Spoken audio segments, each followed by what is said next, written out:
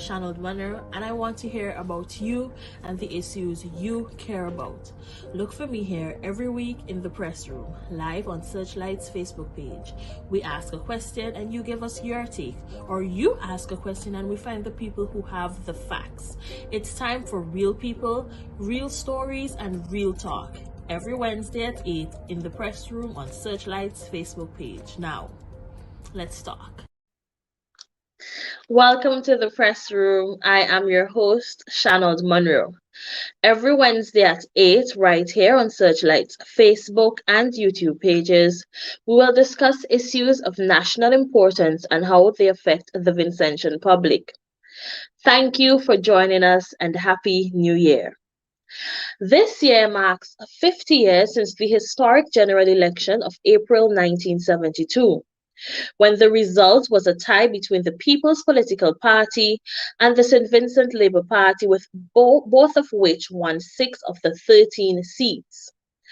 The remaining seat was won by the sole independent candidate, James Fitzallen Mitchell, who, after several days of national uncertainty, joined up with E.T. Joshua's PPP to form the alliance government. Mitchell became the country's second premier, with Joshua as deputy premier and minister of finance. 2.5 years later, on 18th September 1974, the House of Assembly passed a vote of no confidence in the government after E.T. Joshua and his wife Ivy Joshua resigned from the government following a disagreement with Premier Mitchell over policy issues. Parliament was subsequently dissolved on 23rd September 1974. When elections were held in December 1974, the result was a victory for the St Vincent Labour Party, which won 10 of the 13 seats. The Labour Party remained in government until 1984, when the James Mitchell-led NDP defeated the Labour Party. The NDP remained in power for 17 years until March 2001. Sir James, who holds the records for most victories at the poll, 9, passed away in November last year, and on his passing, the tributes underscored his impact on the politics of St Vincent and the Grenadines. Sir James's passing came 2 years after that of Sir Vincent Beache. Sir Vincent himself was a major actor in the political arena for nearly 4 decades, during which time he had 7 successful outings at the poll. He was a long-standing Minister of Trade and Agriculture, leader of the St Vincent and the Grenadines Labour Party, and leader of the opposition. It is well known that he was instrumental in the success of the Unity Labour Party since its formation in October 1994. What was the impact of Sir James Mitchell and Sir Vincent Beache on local politics? What will be their legacy? What about succession planning and the future of their respective parties?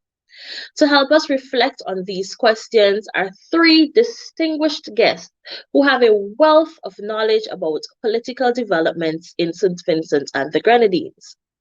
Historian Dr. Cleve Scott, international public servant and social commentator Dr. Richard Byron Cox, and trade unionist Mr. Burns Bunnedy. This promises to be a most interesting discussion. Remember to share the live broadcast, and if you have any questions during the show, please type them in the comment section and we will try to get them answered. As we go to our first break, we will play the Mighty Leaders' iconic calypso, First Time, sung here by Lexi, which chronicles the circumstances of that historic election in 1972. And when we come back, I will welcome our guests to the studio, but now, here is Lexi with First Time.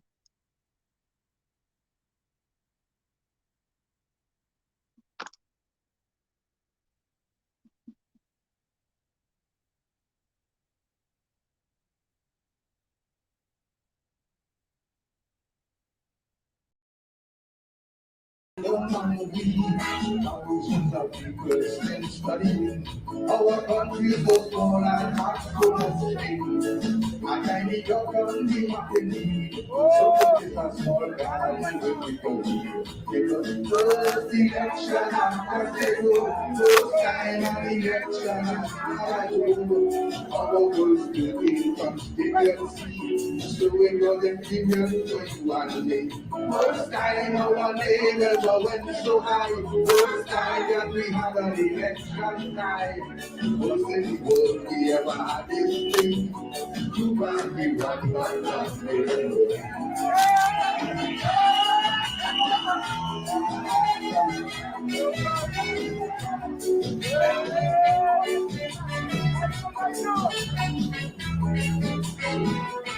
You see my little people want to find peace.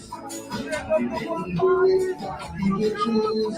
Everybody was very confident. They were going to form to the government.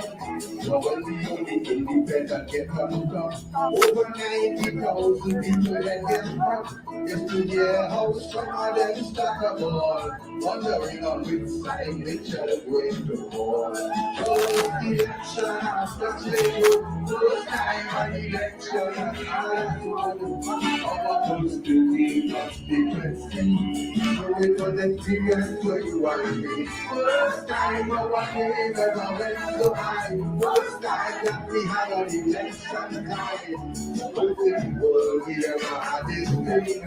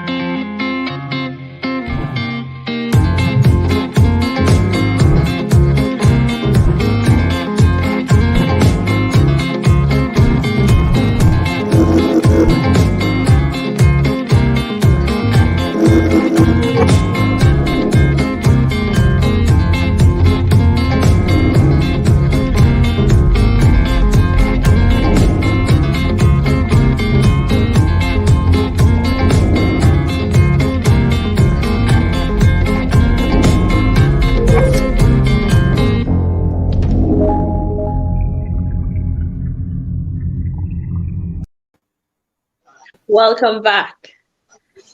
Thank you, Dr. Scott, Dr. Byron Cox, and Mr. Bunady for joining us on the show.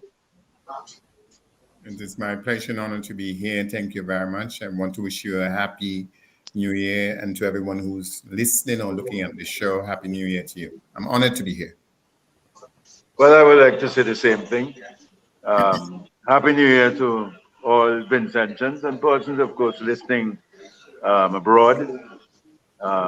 This is a new year, new thoughts, and new looking forward to good things in 2022. Thank you very much, and congratulations to Searchlight for deciding to entertain such an important discussion. For me, this opportunity is indeed a pleasure to hear Burns Bonady, who I describe as a doyen of trade unionism in the Caribbean. And pretty much a lot of what we discussed tonight, he was at the center of it. Certainly, the 1970s was a period in which we have the end of what is called political trade unionism and the decline of agriculture as a major center and the plantation of the economy. And it's against that background, we had the emergence of people like Sir James Mitchell and Sir Vincent Beache. Now, I don't know how many persons recognize that both Sir Vincent and Sir James were born in 1931. Sir Vincent was born in August 1931 and Sir James in May 1931. So you can call them products of the same era within St. Vincent and the Grenadines. Okay. Now, if we could delve right into it, Channel. Yes, no problem. I just have the first question for you. Perhaps you can get it started and tell us about the rise of Sir James Mitchell and Sir Vincent Beach in local politics, Dr. Scott. In the introduction, you did an excellent job setting the context, which is the 1972 general election. In the lead up to that election, the late Dr. Kenneth John wrote an article in the newspaper, and in describing the candidates going into the election, he made special mention of Sir Vincent Beach, and he indicated that he didn't think that Sir Vincent would win the seat, but he would be someone to look for to the future. And he was indeed correct, because shortly after Sir Vincent won the seat and came to Parliament. Now, Sir James, again, introduction, you put it in good context, his rise, his first sojourn with the St. Vincent Labour Party in the late 1960s, running as an independent candidate, winning that seat, joining with the PPP, and forming an alliance government as premier. And then you have the vote of no confidence. And he goes into opposition, not as opposition leader. There's a famous, some people call it tampering with the Constitution, in which the Constitution was amended to allow Ivy Joshua to become the opposition leader, what some people describe as husband and wife government. That's up until 74 when the election came again. And of course, the Labour Party came to office. A year later, 75, Sir James formed the NDP, and the NDP remained in opposition until 1984. Now, both Sir Vincent and Sir James, the way they dealt with the party was very cunning. Sir James, he was very skillful as an opposition leader. I don't know how many of this generation would recall his ability to speak for length. And perhaps some people would say it is him who made the House now put limits on the length of time that the opposition could speak. Because Dr. Byron Cox would tell you, as schoolboys, we would pass on Monday and come back on Friday, and Sir James is still speaking. Okay? Perhaps he's the only person who could speak as long as the late president of Cuba, Fidel Castro. But the way in which he managed the party in opposition was indeed impressive. And I don't think any analyst would say his victory in 1984 was unexpected. On the other side of the fence, Sir Vincent, when the NDP won 15-0 in 1989, many critics accused him of being an incompetent leader, and he worked very hard to help revive the party. And indeed, we see the legacy of that work, where the ULP, the Unity Labour Party, the product of the merger between the St. Vincent Labour Party and the Unity Labour, and the Movement for National Unity, that you're going into 25 years, which is indeed a record. Because when we thought that 17 years of the NDP would be a record, here we have 25 years, and some critics say it could go beyond. We will wait and see. So in essence, tonight's discussion is about the history of politics in St. Vincent and the Grenadines and the future.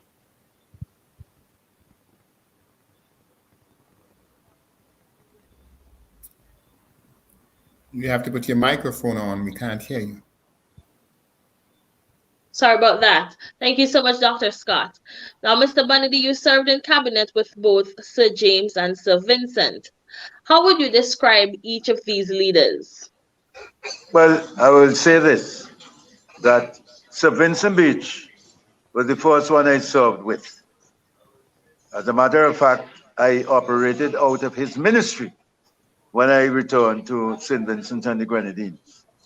He was the Minister of Trade, Agriculture, Fisheries. So when I came back to St. Vincent and the Grenadines, the Prime Minister then, Milton Cato, appointed me as the parliamentary secretary to Vincent Beache. And Vincent gave me the portfolio of fisheries, the Road Association. I was chairman of the Road Association. So I worked closely with Vincent Beache. But based on what Cleve said, remember Vincent Beache was the Minister of Trade, and he attended a lot of the CARICOM meetings. And I attended the CARICOM meetings also in my capacity as the Secretary General of the Caribbean Congress of Labour. So we would meet not only Sir Vincent, but Sir James also, when he held that same portfolio. So we would meet at meetings of CARICOM when we go to Guyana or any other countries and so on. But Vincent Beache told me I must grasp and take a hold of the ministry. And one of the, I would say, well, we celebrate Fisherman's Day today. Vincent Beache is the architect of that, Fisherman's Day. And hello. Yes, so Sir Vincent said, look, you're in charge of fisheries. And let's say give this little story that the Fisherman's Day at Canache, Sir James Mitchell participated in the Fisherman's Day exercise. He arrived 2 hours late after the cutoff period, but he still brought in his fish. And you would recall that at one time, politically speaking, they said, let him go back Becco and catch fish. So he demonstrated that he can really catch fish when he came into the... But Sir Vincent taught me a lot. He's a very meticulous individual. And I explained to someone a couple of days ago that Sir Vincent was, as we say, from the old school. Cleve alluded to the point. But he wrote everything down in an exercise book. And when Sir Vincent died, there were dozens of exercise books. All the parliamentary meetings he went to, everything was recorded in this exercise books. That's what I know about Sir Vincent from the onset when I got associated with him. So James, well, that's a different story. So James and I had a good relationship before. When he was a member of the Labour Party and was Minister of Labour, I was in Britain. I came back to St Vincent, the Grenadines, and there was a strike from my own union. So I took over the negotiations. I was absent for the first couple of days. And with Sir James's skill and so on, we were able to come to a settlement. And I made mention of it. When I left, he asked the permanent secretary in the Ministry of Labour, who is that fellow there? A youngster. He was a young man. And the answer to him was not that I was the General Secretary of the Union, but I was Milton Cato's nephew. That's what they told. So we always had a very good relationship from then on. And I will speak further to some more of the intricacies of our relationship as we go along with the program. Thank you very much, Mr. Bunady. Dr. Cox, is there anything you would like to add to what Mr. Bunady said? Well, thank you very much again for being here. Firstly, as Dr. Scott said, you began with First Time by the Mighty Leader, who had come from Green Hill, actually, next door to where I grew up. And that's a profound calypso.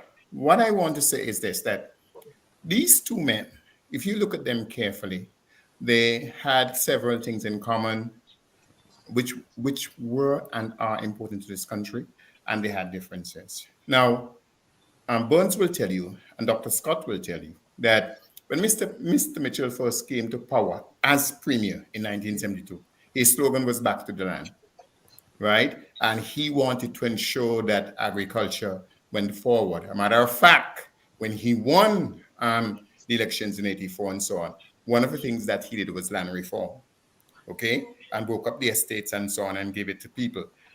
As Burns has said, this is where they are common, because Vincent Beache was Minister of Agriculture. A matter of fact, he was the one who brought back the sugar industry to this country. So they both had that in common in terms of sort of fashioning an agricultural part of our country. All right.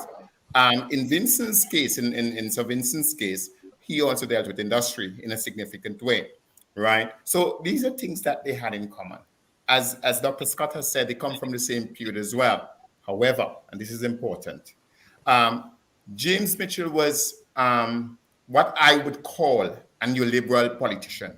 He believed in the Washington consensus and things like that. So what you found is that when James Mitchell came to power in 1984, a lot of denationalization, if you want to call it that, took place. Okay, so things like the rum factory, which was owned by the government and so on, right, were privatized. Right, so he was a neoliberal sort of politician.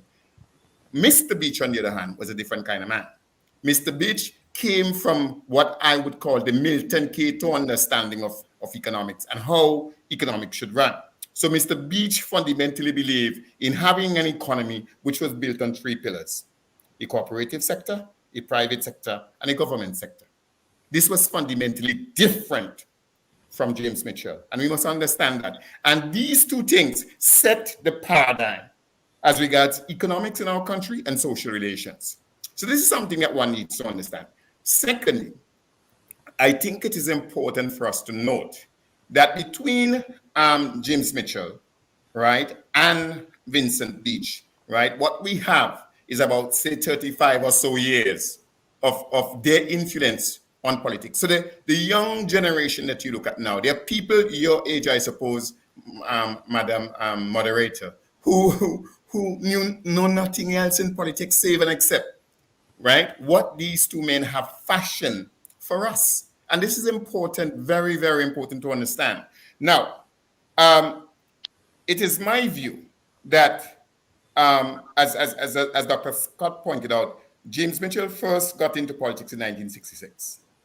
Right? And he was part of the Labour Party. Okay? Now, the Labour Party gave birth to James Mitchell as this phenomena we know today.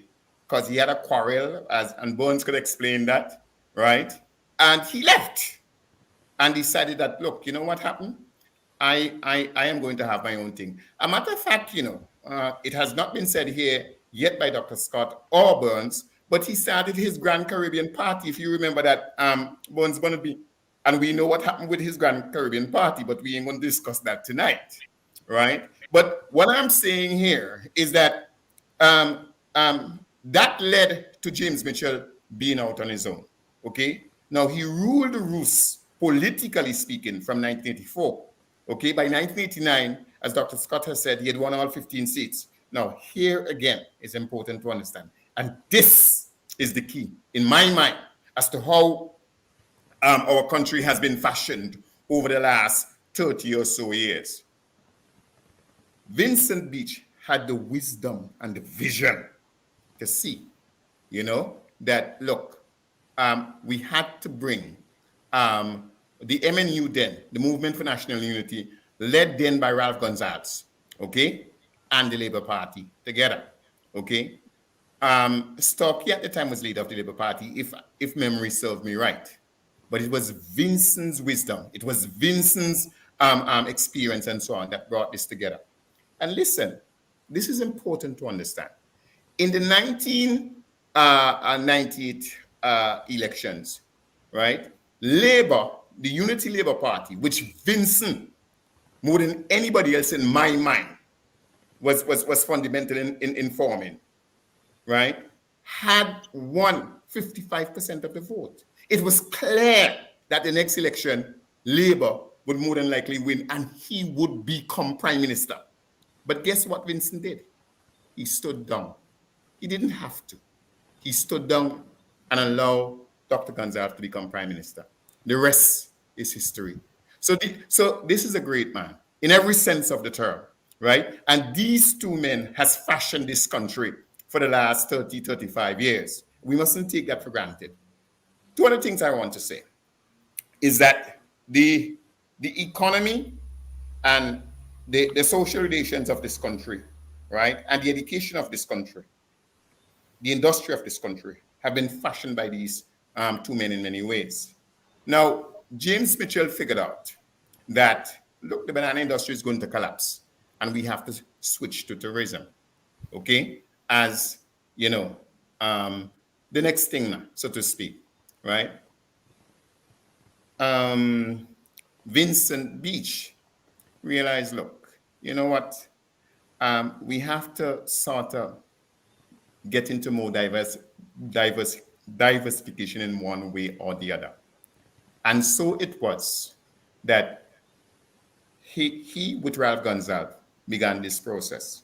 Now, what we must note here is that one, James Mitchell, to his credit, saw the need to leave the grammar school and have an A-level college, okay? Vincent and Ralph then formed a community college. This is a fundamental thing. We must understand these things. We mustn't take these things for granted. As I've said earlier, outside of that, James saw the need to have what is called a landowning democracy, right? Whether you like him or not is not the point. The point is historical facts and evidence. That's what we're dealing with. And James did that. That's an important thing to understand. More than anything else, though, there was a battle, a political battle for the soul of this country. Whether we were going to be a country driven by neoliberal economics, trickle-down economics, or a country driven by a sort of economy that more or less answer to the broader needs of the people, which is where Vincent stood, you know, and they differ in these two ways. There's much more that can be said, but for now, I'll leave it there. Because what we have to understand is that these two men were fundamental in forming what I will call the political philosophy and the political ideology that we see confronting today, right? Let us not be mistaken here. The Unity Labour Party is a social democratic party. There's no if and buts about that. It's a party that believes in social democracy, okay? And the NDP is a neoliberal political party. This is fundamental. These are fundamental difference in political ideology. And so we have a situation where, in essence, we have a two-party system, right? But two parties which are ideologically different. And this is thanks to these two men in grade. Of course, Ralph Gonzalez is the son of Vincent Beache. You understand? He carries on the legacy. But Chanel, can I come in here now? Just give me 1 second. But Vincent, right, had to give Ralph the leeway. And that is Vincent's greatness. Yes, Dr. Scott. Sorry about that, but I thought I had to say that. Scott, we have to take a break right now. And when we come back, we will delve more into the impact that these two great men had on the political sphere of St. Vincent and the Grenadines.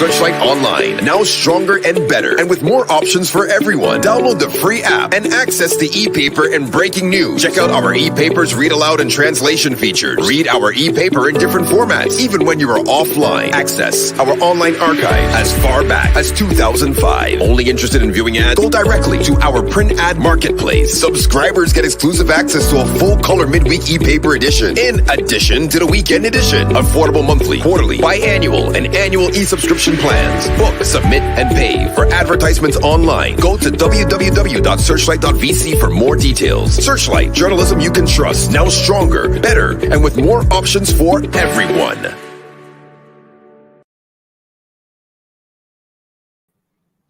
Welcome back. Remember, to our listeners, if you have any questions, you can type them in the comment section and we'll try to get them answered throughout the show. Dr. Scott. Yes, thank you very much. First of all, let's talk about the leadership style or the approach to politics by Sir James and Sir Vincent. I will take you back to, first of all, E.T. Joshua.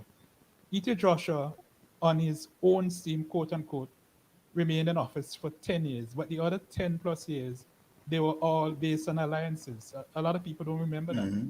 He and Bonds is, who said, Bonds, Richard is saying, they were based on alliances.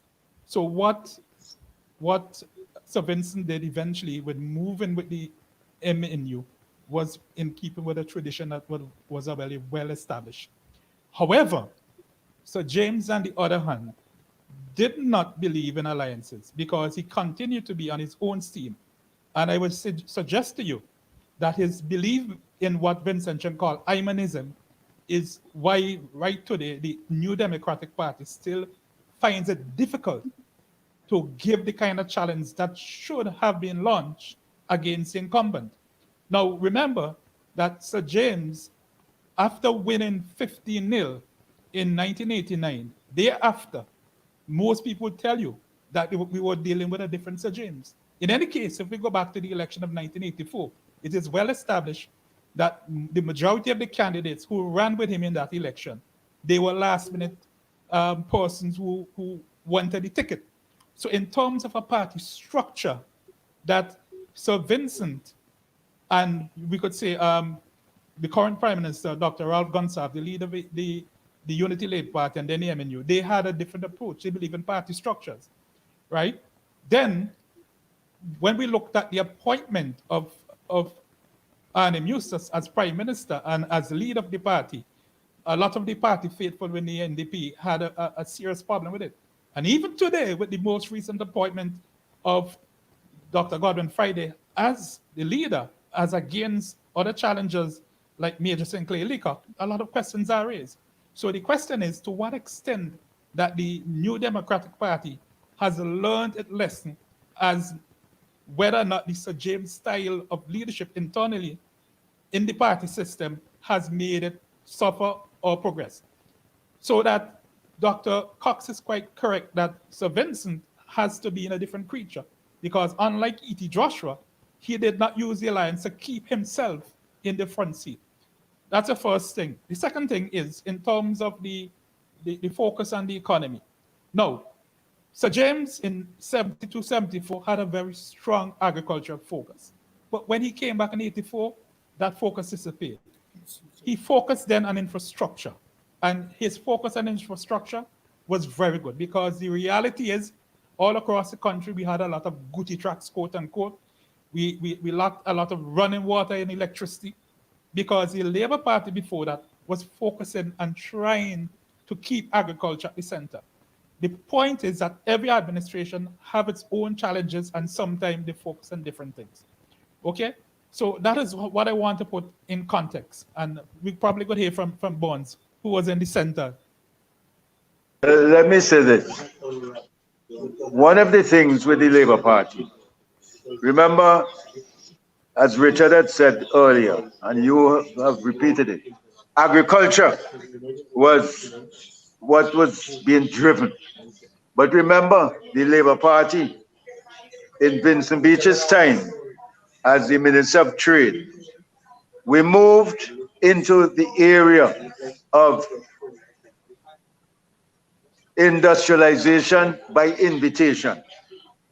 And we had the expansion of the Camden Park estate, where we invited a number of businesses to come in. So you had Children Way, you had Pico, you had the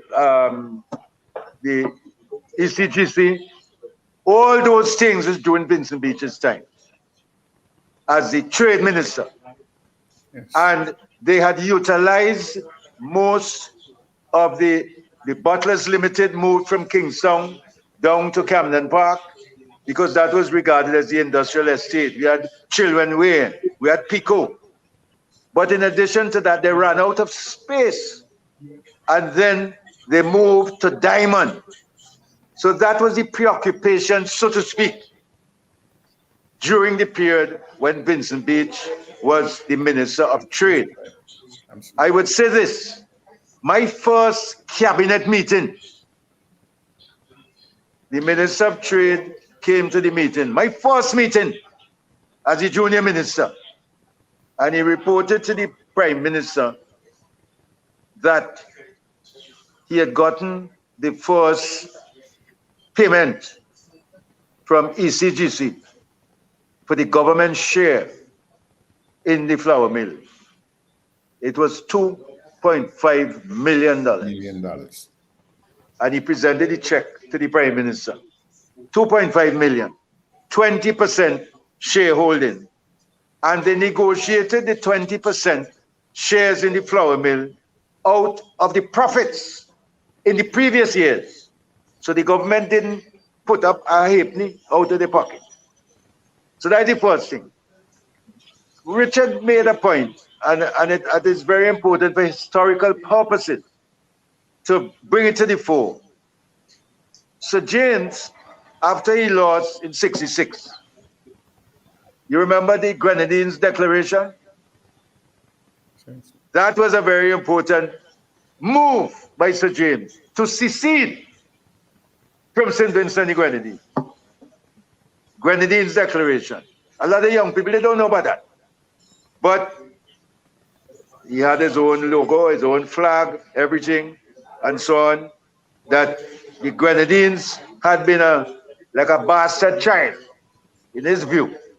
And the Grenadines need to go on its own. So the Grenadines Declaration, very important. And one man who, until his death, almost every week, when he called me on the Shaker program, would bring up the Grenadines Declaration. And he himself was a Grenadines man from Myro, SMQ, Kwame. Remember, he was also part of a new political party that was structured in St. Vincent. But one of the important things to remember in terms of Sir James's ascendancy, when the merger came, remember the Labour Party had actually formed the government after the 661 and had the Cato was sworn in as the leader. They had the cabinet, and then the shuffling of persons going to Sir James. Sir James decided that he was going to be premier, and he would go with Labour Party made overtures to Sir James also. But he decided to go with PPP 6. And he told the leader of the PPP, you're going to be the Minister of Finance. I am going to be the premier, but you can live in the premier's residence. And Joshua said the premier's residence is for premiers. And he remained in signing, Ebenezer Joshua. Very important happening at the time. So Vincent Beache, to a large extent, was responsible for the industrialization away from agriculture, although he was primarily focused on agriculture. And Cleve is quite right. And Richard is also right in terms of the philosophy of both men. The philosophy, where they wanted to go. And today, it is heart-wrenching to listen to, let us say, the newcomers to politics in St Vincent and the Grenadines, who put in a different spin on what transpired before. I can tell you from my own perspective, I was chairman of the Arrowroot Association. We had millions and millions of pounds of arrowroot that we couldn't sell. They used to go out in lighters and dump the arrowroot into the sea off Cane Garden Point. I called Marcus de Freitas because they were exporting a lot of agricultural produce at the time to Canada. And I said to him, if your company could sell 1 pound more arrowroot than the buyer who had been buying, he had never increased how much he wanted for Canada. The same amount every year after year after year. I'd say if you could sell 1 pound more, I will recommend to the board that you market our arrowroot in Canada. Okay. And I got agreement. We signed a contract with Marcus de Freitas, his company. Now, Marcus was a New Democratic Party supporter. But my take was that we have to get the arrowroot out of St Vincent warehouses into Canada. Because the days when we used to ship arrowroot that was utilized for computer paper and so on, times had changed. You're not using any computer paper now to, you know, with the indentation and so on. So I want to make that point. And Vincent Beache gave me free rein.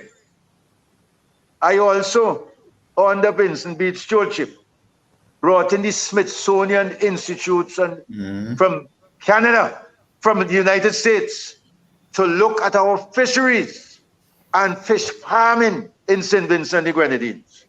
And they recommended fish farming in the southern Grenadines because the algae and so on in the water was thing. They came into Canache at one of the Fishermen's Day competition. But Vincent was fully behind the initiative. Vincent also brought in Holstein cows from Canada. Remember? Pangola grass, so that we could beef up our stock in cattle in St. Vincent and the Grenadines. We're out there and down in the Vermont Valley, in one of the big estates. So, yes, it is true. So James, on the other hand, in my view, believed that the private sector, similar to as Richard had made the point, that's the Republicans' philosophy. The private sector must be the engine of growth. But in our countries, the private sector cannot be the engine of growth. Government must play a very important role in terms of the economy of the country and the expansion. So I'll stay there for now. Thank you so much, gentlemen.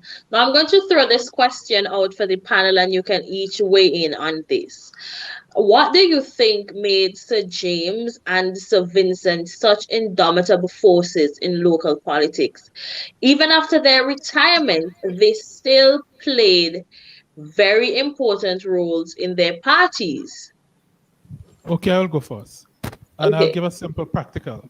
Now, when Sir Vincent made the pact or the agreement or the alliance with the MNU, remember he moved from the seat that he was in to another seat. And for the last 4 years, that Windward district has remained ULP.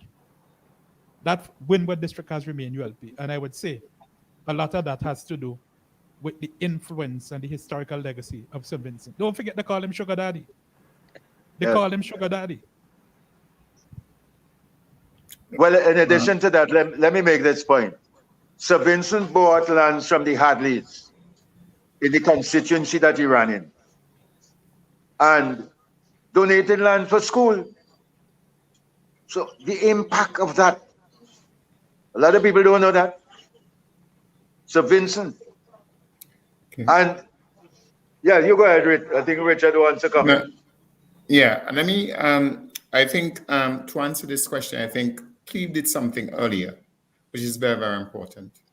What is the leadership style and what these people did? I think this is a question. I saw that Ambassador Andrea Bowman said that there has to be a follow-up to this program because as the time is going. But I think this is the fundamental, this is the crux of the matter here. Who was James Mitchell and who was Vincent Beache as regards in terms of politician? You see, if you look at James Mitchell carefully, this man dominated his party. He was the founder of the NDP. You understand? Vincent was with Cato and so on. Cato was the founder, but Cato was never a dominant figure. He was the leader, yes, and he led, but he never dominated the party. James Mitchell completely dominated everything. Completely. That is why you had calypsos like Ayman and Nancy and so on. That was the nature of the man as to how he ran his politics. And the facts are there to prove this, right? Outside of that, this is important to understand. When Cato lost in 84, he said, you know what, I done with that. You all decide this. James Mitchell handpicked Arnim Eustace to become prime minister. You understand? And I got it from inside. That the idea was that Arnim will sit down and pretend to drive, but instruction would come from the back seat. And I got that from the best source possible. And I'm telling you that as a fact. A matter of fact, the person who designed that Arnim, it would not be a popular vote to determine who the leader would be, but only the parliamentary elected members would decide who would lead the party when James left. Okay, so Cleve's point in terms of understanding how these people operated is an extremely important point to understand. James Mitchell, from my analysis of the man, from my understanding of the man, look, Milton Cato said very clearly, you know what, I don't want anything named after me. You understand? I did my service for the people, that's it. Before James left, we had an airport named after him, and he was called Sir James. You understand? Right? While he was prime minister, Sir Vincent became Sir Vincent because Ralph determined that. Not Vincent, Ralph. You understand? And these things explain certain things to you. Look, let us be honest and straightforward here. Even in the last election, James Mitchell stood up and said, you know what, we changed the party color from yellow to white. Nobody questioned him. Nobody could question him. You understand? And so the question that was asked, or one of the questions we asked him, what happens now that James Mitchell is dead? What happens to the NDP? For example, the greatest victory they had since they lost the polls was when we had to deal with the referendum. And James was fundamental in that. He came back and he took the fight to the ULP and to Ralph Gonsalves as regards the new constitution. So this man totally dominated his party and dominated everyone who was involved there. A matter of fact, the only person who tried to stand up to him and say, I'm my own man, was Arnim Eustace, and he paid for it. Now, in the case of Vincent, Vincent was a different human being in relation to these things, okay? Vincent realized, look, the future of this thing, right, must lie with Ralph. And you know what? Let me give him the leeway, okay, to become the boss, and let him run the show. I am here to advise as an older man. I'm here to be his servant.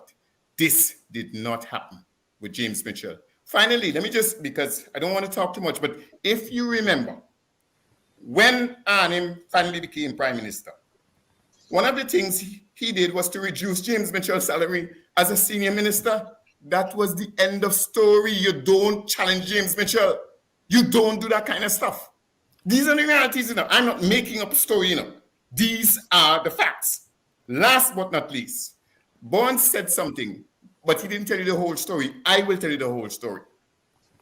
Milton Cato told James Mitchell in 1972, you could have any ministry, anything you want except premier.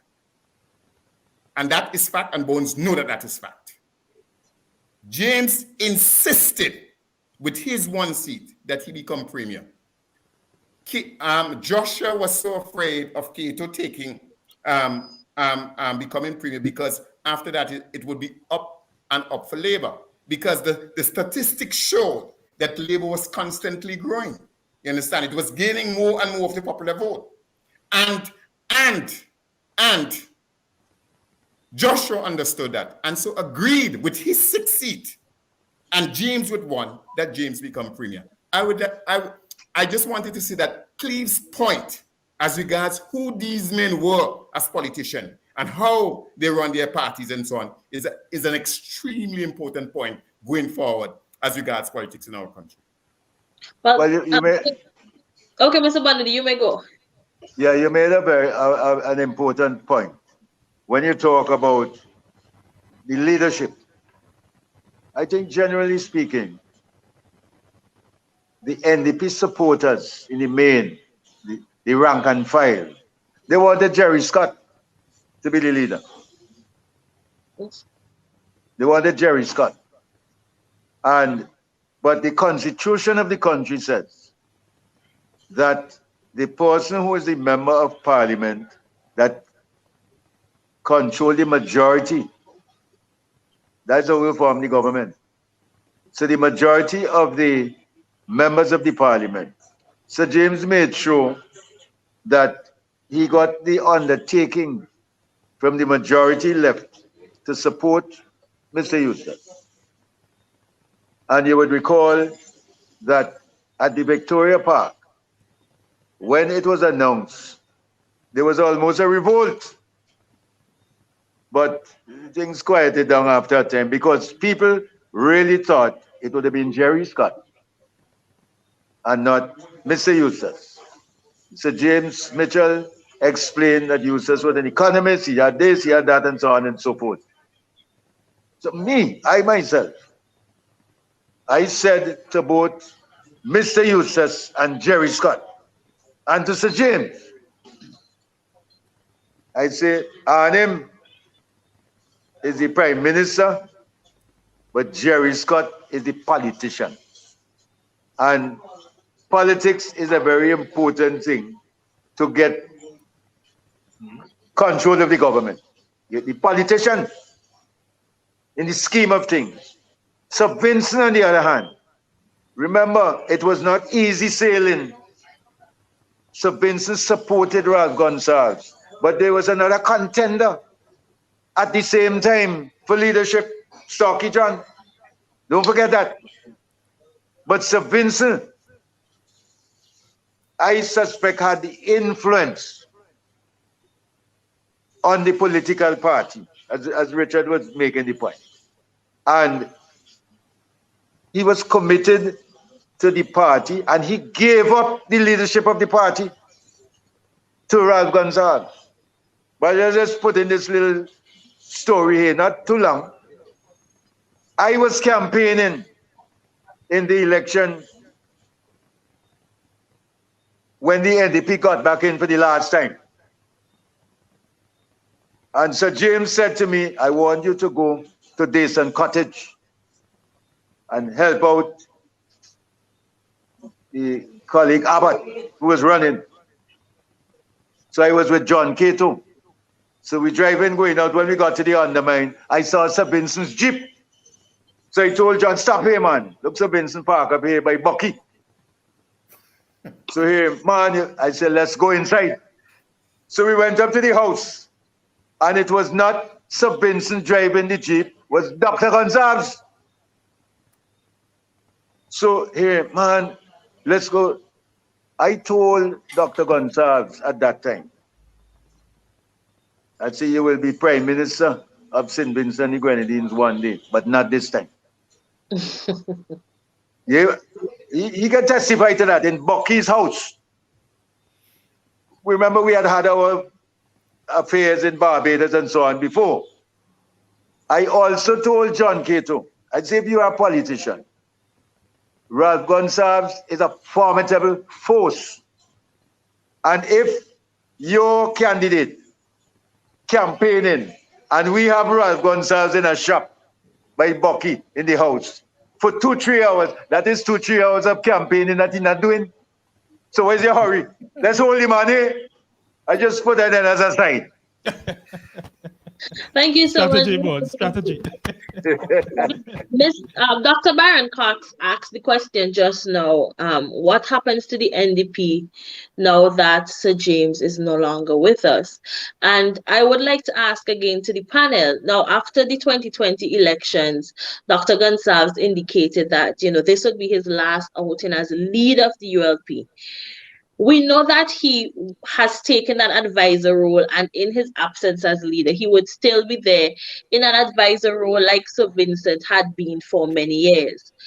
Now, who do we see in the same capacity of a Sir James Mitchell with the NDP? I will begin. Yes. And I will use Dr. Byron Cox's words. Facts. 878796.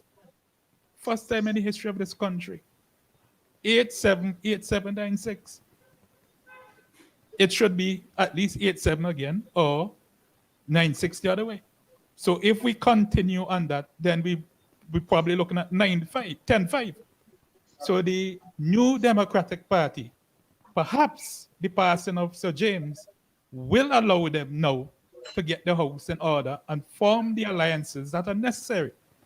Now, it is the first time in the history of this country you have a political party not being able to get someone, to use Dr. Byron Cox's words, to cross the fence, to defect. It has happened from 1951, people. 1951 right up until Dr. Gonsalves formed the alliance with the St Vincent Labour Party to give you the Unity Labour Party. You had movement backward and forward. So for me, that's on the side of the NDP. On the side of the ULP, we have heard two names mentioned for the longest while, but there's no indication that movement is being made. Perhaps we are a little early. The fact is we haven't seen any movement, but in politics, 24 hours is a long time. Mm-hmm. Yeah. You're quite right. Let me just say this, that Sir James, you see, people sometimes don't forget things. In St Vincent, the Grenadines, I suspect that when the NDP lost the election, Sir James had certain outstanding matters that had been bugging him. Remember, he was no longer Prime Minister. He had handed over the leadership to the Honorable Annie Musas. But as Cleve said, he'd been Prime Minister for umpteen years.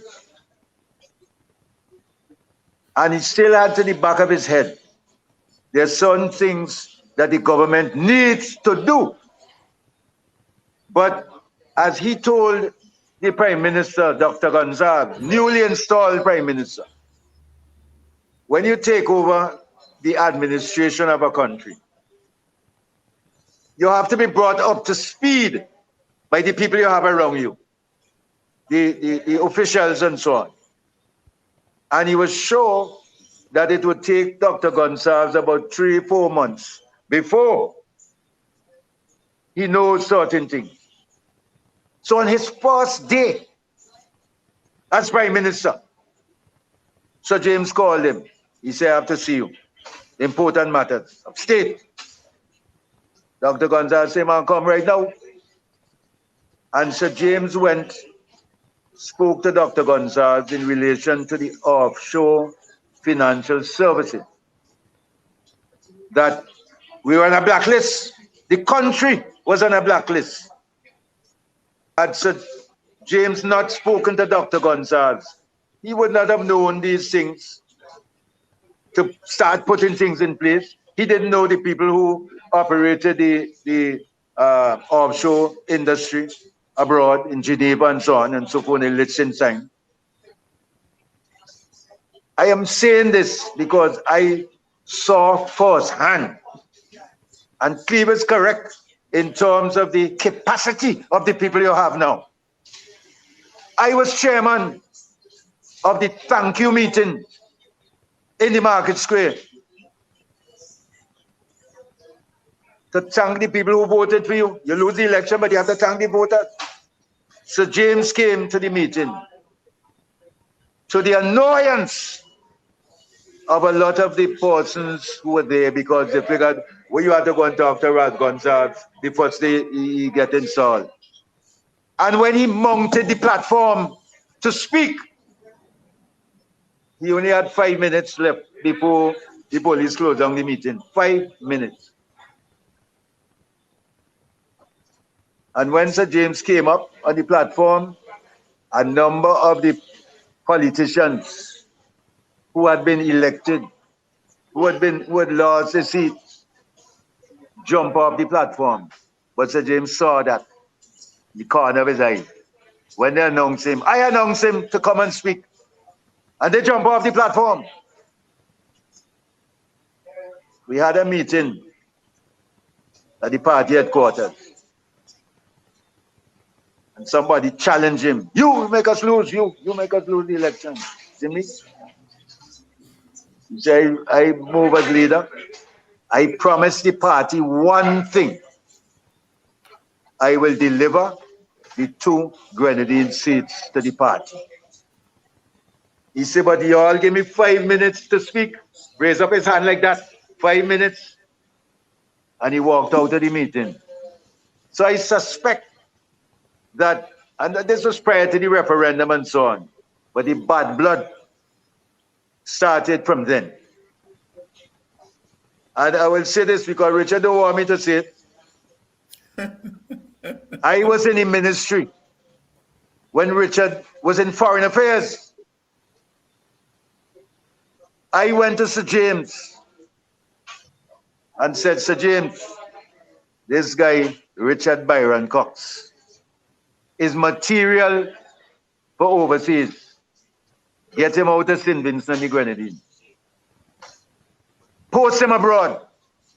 That's my own observation because I had been interacting with Richard. I say, him, yeah, he's a good boy. I said, send him overseas. Well, we didn't send him overseas, but we lost him. I thought I would make that point. Yeah. If I may, Madam Moderator, because I think Cleve again, I come back to Cleve and on this matter and the question as to what happens now that these 2 men have passed. And let us deal with the NDP first, right? The present NDP. Now, you might not recall, but James Mitchell said these words. When I was leader of the party, we had 2 strategists, myself and Parnell Campbell. No, we have none. James said those words. Those are facts. I'm not making up a story here. He said that. So he himself, from his own analysis, is that the party does not have the required strategic skills, and a machinery and ability, to win an election. That's one. 2, we all know, everybody says it, James is the best fundraiser for the NDP. He held the purse strings. He was the one with the connections. He was the one who brought the money into the party, right? That's a second thing which is important because you don't run elections in St. Vincent without money. You don't do that. And James was very important in doing that. Thirdly, James Mitchell was very respected, regardless of whether you liked him or not, right? And the party faithful respected this man. A matter of fact, everybody refers to him as Sir James. That in and of itself tells you something about that. Fourthly, when push come to shove, for example, in the referendum and so on, right? They always had to turn to James Mitchell, right? Because he commanded that party. He commanded authority, okay? Lastly, like Ralph Gonzalez, like Ebenezer Joshua, James Mitchell was a populist leader. People like him. He walk around town, he talk to people, ting, he old Volkswagen car and whatever else. You understand? For example, the traffickers loved James Mitchell in his early days. He was a man who could relate to ordinary people. I am sorry to say, the leaders that have followed him have not that kind of skill. Okay? So it's up in the air as regards the NDP. One last thing about the NDP and James Mitchell's influence is that apart from Fitzbramble, who's not a young man because he's my age, and I don't consider myself young, right? I don't see where the party is really bringing new blood, you understand, with new ideas. What we have to understand is that the last 20 years, that party's ideas have failed because the people refuse to elect them. It's an objective reality. It's an objective fact. And so we have to understand that. Now, what you need is a change. What you need is something that appeals to the public. Dr. Scott made a fundamental point, a very, very fundamental point. 78, all of a sudden 96. What does that tell you? What does that tell you? So that's the first thing. Now let's go to the ULP. Sorry, but just give me a minute more to see this because it's important to understand these things. Now look at what happened with Vincent, Sir Vincent Beache. Vincent gave the party, and Bones made a very, very, very important point. There was Stocky John who wanted to become leader, and he was backed up by money, Ken Boy. You understand, right? But Vincent had it clear in his head. The best person to lead this is Ralph. Listen. This is a very, very important thing. In the early years, and Cleve know this, Ralph was more like me, or I was more like Ralph. Communist, Marxist, whatever. You understand, right? We were left. Right? Starkey was more like Vincent. He wasn't as left as Ralph. You understand? But Vincent had the wisdom to understand this thing. And he did that. Now, it was Vincent's job to ensure that the party succeed. And he used to sing this song. We're going to mash them down, can't lose. That was Vincent's team song. We're going to mash them down, can't lose. You understand? And Vincent did everything as the leader of the party, not to dominate it, but to ensure that the party succeed, right? Now, what we know is that Dr. Gonzalez have two young men, Mark. We saw that in the last election. He has Saboto Caesar and he has Camilo Gonzalez, okay? So at least, and these are young men, neither of them are 50, neither of them, okay? The youngest that they have in the NDP is what's his name? Bramble. I didn't hold Bramble mother back, but I know how old he be. Come here, he the same age. So I know. You understand? Right? So the point I'm trying to make here is this. Going forward, I really don't see, based on Mr. Mitchell's own understanding of things, that the NDP has a strategy, as Cleve has pointed out, that could convince the people. They don't have a narrative, you understand, which is super convincing, that would bring them back to power. I'm not saying it can't happen, but I'm saying as we see it now, and based on Mr. Mitchell's own words, they have to find at least one good strategist. As regards the ULP, Ralph is still alive. He ain't dead yet. You understand? And they have Camilo, they have Saboto, and they have other young men. So let's see how it plays out. But I think those are the facts that we are facing right now. Now, to my panel, you have spoken at length about what Sir James and Sir Vincent did for their respective parties. Now, in modern day politics, we still know that they have a lasting impact on what's happening right now. Now, for the ULP and the NDP, again, modern day, what is the legacy of these men in the future of the New Democratic Party and the Unity Labour Party? I'll go first. Yes.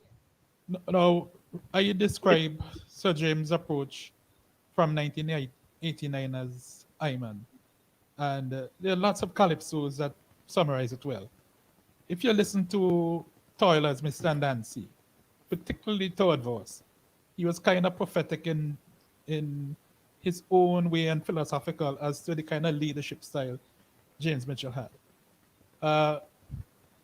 both Sir Vincent and Sir James, nonetheless, they were very charismatic. And Sir James took advantage of his charisma. Sir Vincent perhaps did not.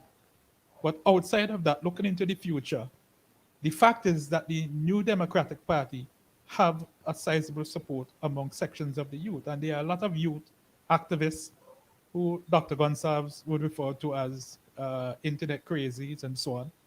But the fact is that the NDP has not brought any of these young persons to the mainstream. Dr. Cox would tell you that both of us, we were in the National Youth Council, and I'm talking many, many years ago. We are all of the same age group, but I'm sure I'm younger than him. That's true. that Dr. Gonsalves and both Vincent Beache, they made it the business to come to us at the NYC from time to time to try to buy us over. I mean, I have had many, many conversations with Dr. Gonsalves and Sir Vincent. In fact, there was one time the NYC Richard issued a press release, and I had to make the press release. And the day after, Sir Vincent called and thanked me for supporting him. And the next day, Dr. Gonsalves drove up to the office and thanked me for supporting him. Bones. You're muted. Okay. You hear me now? Yes. Yeah.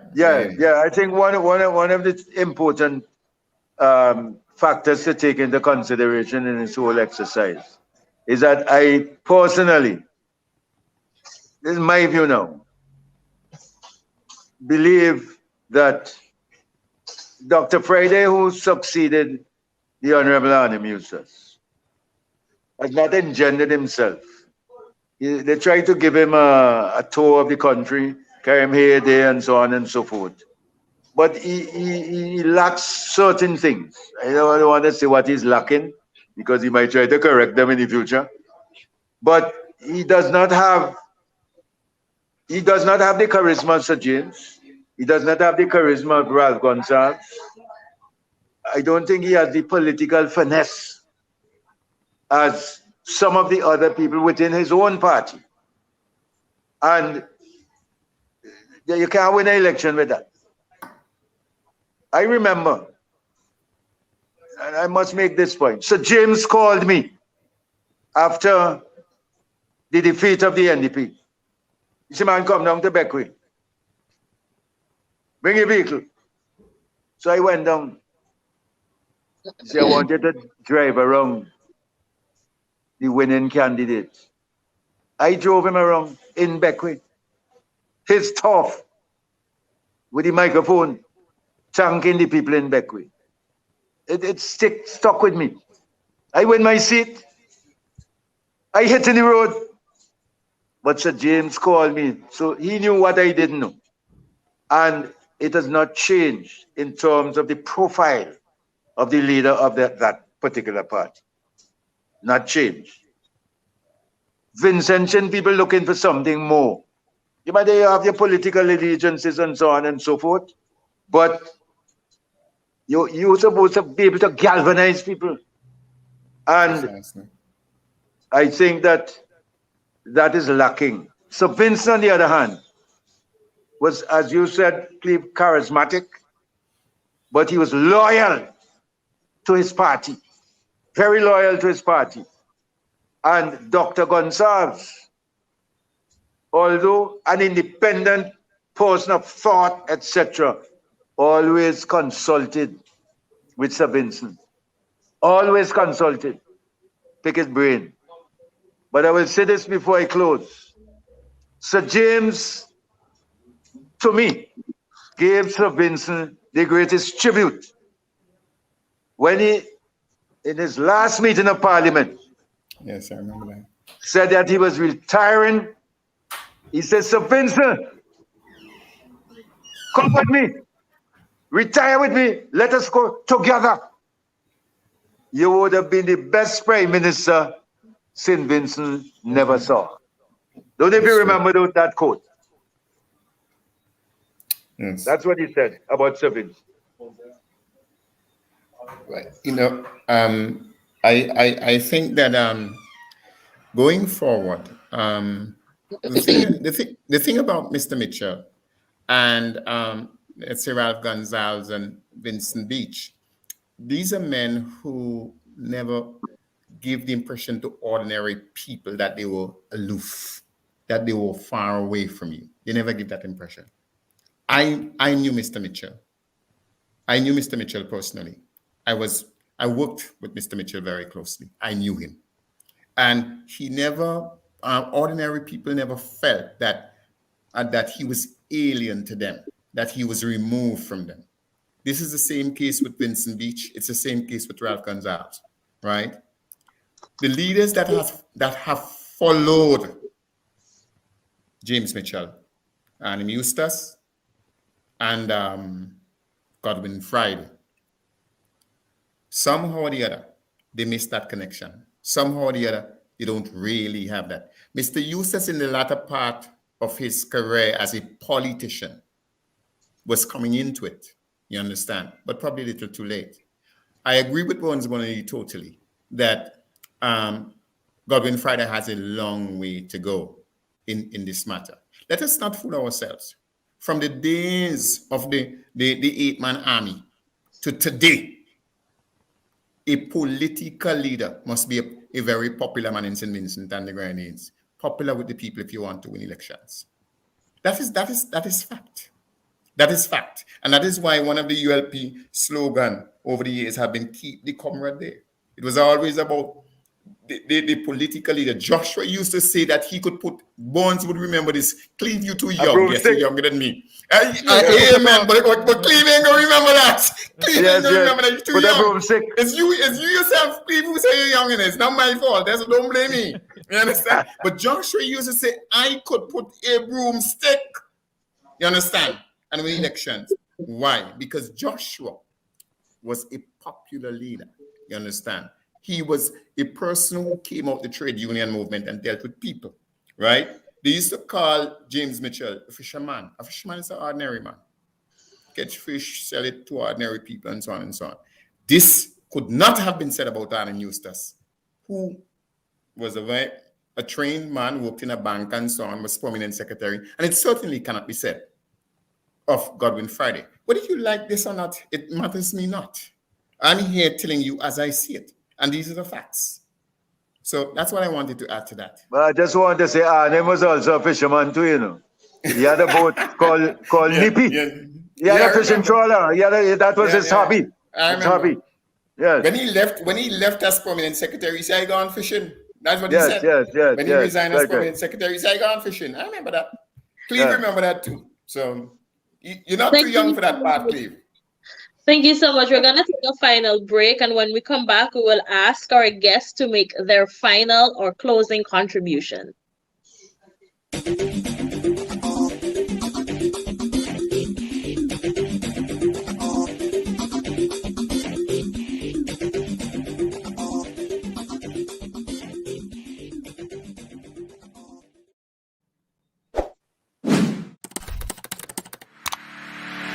Searchlight Online, now stronger and better, and with more options for everyone. Download the free app and access the e-paper and breaking news. Check out our e-papers read aloud and translation features. Read our e-paper in different formats, even when you are offline. Access our online archive as far back as 2005. Only interested in viewing ads? Go directly to our print ad marketplace. Subscribers get exclusive access to a full color midweek e-paper edition, in addition to the weekend edition. Affordable monthly, quarterly, biannual, and annual e-subscription plans. Book, submit, and pay for advertisements online. Go to www.searchlight.vc for more details. Searchlight, journalism you can trust. Now stronger, better, and with more options for everyone.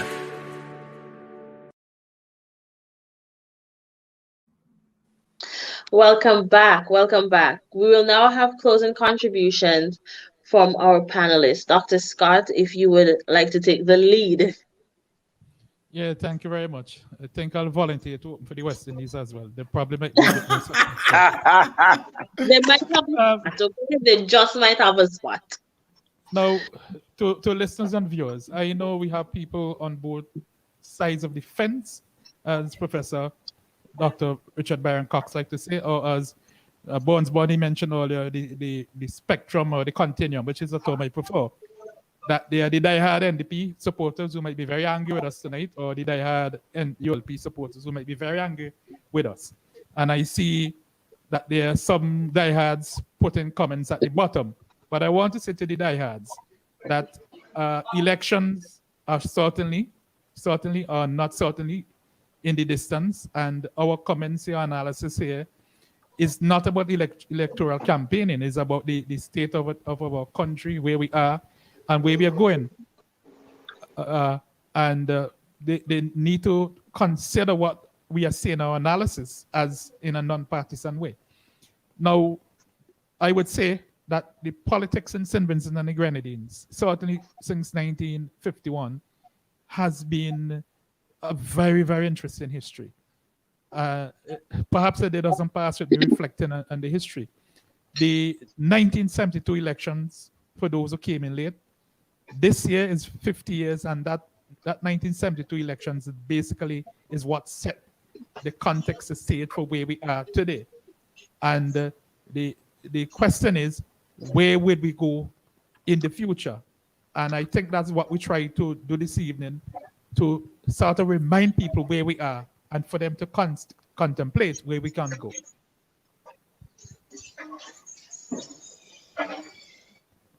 Dr. Well, oh, sorry. Yes, I think Burns should be in the middle. Yes. Yes. So I was going to say I agree with Cleve that we're at the crossroads, so to speak, in terms of our forward march for the country itself. And I would hope that the political parties do not retard the progress, because I think we are on a good path now. And the adversarial type of politics, it's time for that to be aside. We wouldn't make any progress that way. And the people out there, they expect more of the politicians today than they demonstrated before, because I think they identified the leadership that was present at the time and took a back seat, so to speak. But today, people are much more vocal. But yet, people want to know where you stand on issues that affect them in their own country. And the days of, Cleve made the point about party crossing the fence and party politics and so on. All the politicians in the past operated on that basis. That if you could pick off a man, bring him over, give him a ministerial position or whatever, and so on. And it was done in the old days. I don't think that's going to happen going forward. I don't think the people will allow it to happen. So we need to change our perspective and to put people center first. I don't want to use that terminology for people to say using Ralph Gonzalez's words. But that is how it's supposed to go. And the animosity, the hatred that is being engendered in people is wrong. The country could never progress and move forward with that going on. And both Vincent Beache, Sir Vincent, and James Mitchell, Sir James, would not want that to continue. Okay. I suppose it's my turn now. Well, firstly, I have to begin by saying this. I want to thank Searchlight, thank Ms. Kisa, I want to thank you, Madam Moderator, and the public at large for this exercise tonight. It was a tremendous exercise, necessary exercise. And if I may, don't consider me rude, but if I may, I think that this is something that needs further fleshing out for the discussion. Now, as regards my closing remarks, firstly, I want to say this. I think that some young historian, Dr. Scott, have too much to do, but some young historian have to sit down and study these two men and write, put this down on paper for the younger generation to understand. That's one. Two, whether we like this or not, these two men were Democrats. Mitchell was a true Democrat. He believed in democracy, you know, and Sir Vincent believed in it. We could have gone the way of many third world countries with dictatorships and so on. These men ultimately believe that the people at the ballot should say who they want to govern them, right? And we have seen this. I could discuss this, but we don't have the time. Thirdly, right, these two men helped to give us two very strong political institutions which are important to our democracy. James Mitchell gave us the NDP, and St Vincent gave us the ULP. You understand? It was St Vincent was key to this whole business. Let us not fool ourselves. Yeah, and so they have given us really strong institution, right? Another thing we must understand is that these men respected each other. They were different politically. As Burns said, I heard it myself in Parliament, what Mr. Mitchell had to say, you understand, as regards both of them living together. They respected each other. And we must understand that. Fourthly, they were men who were willing to compromise. And that is why we had the Grand Beache Accord, for example. You understand? They were not willing to tear this country apart and destroy it. Where compromise was necessary, they made those compromises. And finally, they brought us here, whether we like it, yes or no. Mr. Cato left after 5 years of independence. So it is Vincent and James who, for the last 35 years or so, had the greatest influence on what has happened and going forward in the future. I want to finally thank you all so much for having me. It was an honor and a great pleasure. Thank you very much. Thank you so much to our panelists, and I think we can all agree that Sir James Mitchell and Sir Vincent Beache were mighty forces in the political sphere of St Vincent and the Grenadines and in the shaping of what we have today in modern politics. Thank you to Dr. Scott, Dr. Byron Cox, and Mr. Bunady for agreeing to be on our show. We hope everyone watching and listening had an enjoyable time. Thank you again. See you next week, same place, same time in the press room. Good night.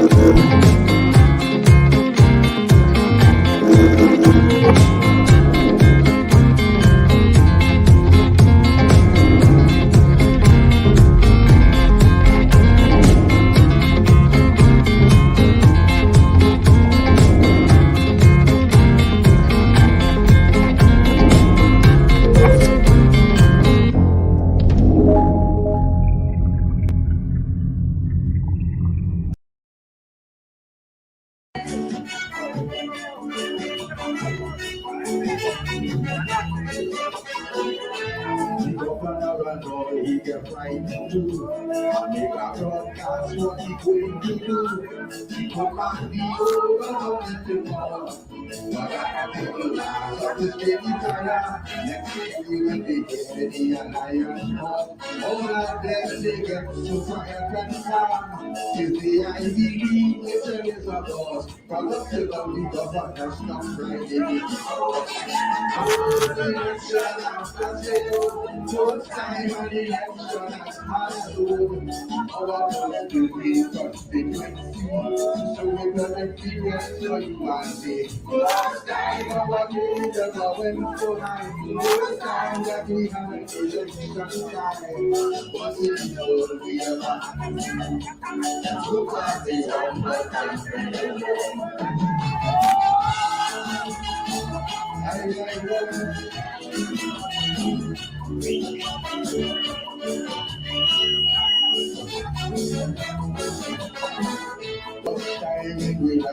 we ever see. One man confusing a whole country. Day after day, people put me. Some of them we speaking in the street. Some of them they had all the dancing. But the two parties nice so they couldn't win. Prisoners and those that are playing mass. But I see the police using their gas. Election after second, first time an election has marathon. Our first will be from the next team. So it doesn't feel so right. First time our neighbors are so high. We had an election time. Was it because we ever had this thing? Yeah, two parties on one. Thank you.